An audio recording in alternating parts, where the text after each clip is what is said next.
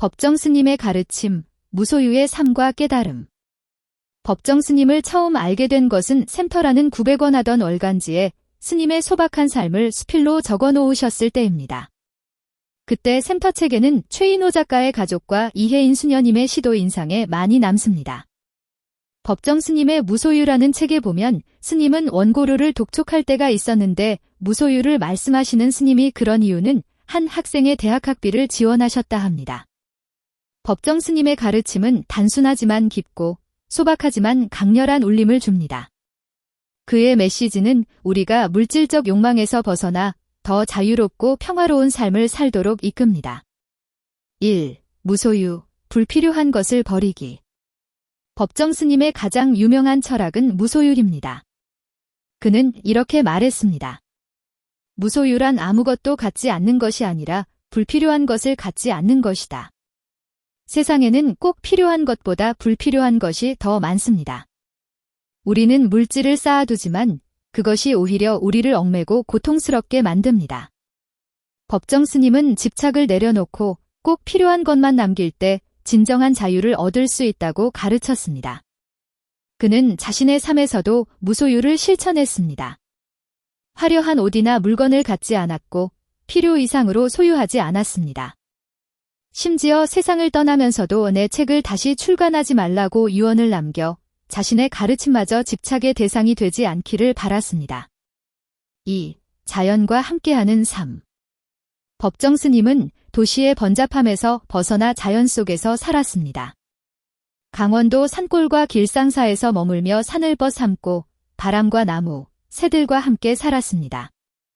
그는 자연을 존중하며 자연과 하나 되어 살아가는 삶을 강조했습니다. 우리가 자연을 사랑하면 자연도 우리를 사랑해준다. 자연과 함께할 때 우리는 욕심을 덜고 본래의 삶으로 돌아갈 수 있습니다. 그는 불필요한 소비를 줄이고 자연을 훼손하지 않는 것이야말로 깨끗한 삶의 방식이라고 가르쳤습니다. 3. 침묵과 고요 속에서 나를 찾기. 법정 스님은 침묵이 깊어질수록 깨달음이 가까워진다라고 말했습니다. 우리가 말과 정보에 휩싸일수록 마음이 흐트러지고 참된 자신을 잃어버립니다. 그는 조용한 곳에서 명상을 하고 스스로를 들여다보는 시간을 가질 것을 권장했습니다. 혼자 있는 시간을 두려워하지 말고 그 시간을 통해 자기 자신과 대화할 것을 강조했습니다.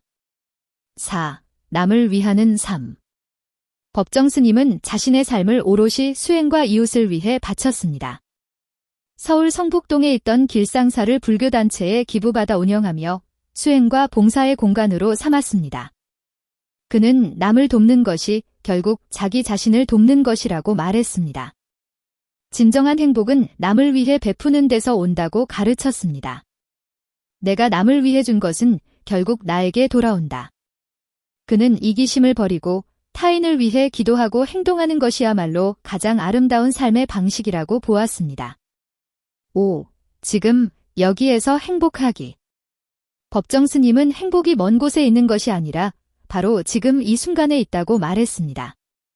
행복은 먼 곳에 있는 것이 아니다. 지금 여기가 천국이다.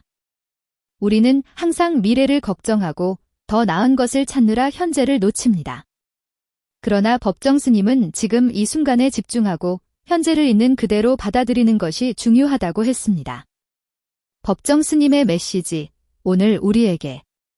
법정 스님의 가르침은 오늘날을 살아가는 우리에게 깊은 깨달음을 줍니다.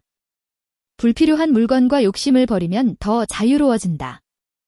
자연과 함께하는 삶이 가장 평온하다.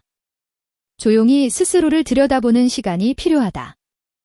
남을 돕는 것이 곧 나를 돕는 것이다. 지금 이 순간을 소중히 여길 때 행복할 수 있다. 그의 말처럼 아름다운 마무리를 위해 우리는 지금 제대로 살아야 한다. 오늘도 조금 더 단순하고 소박한 삶을 실천해 보면 어떨까요?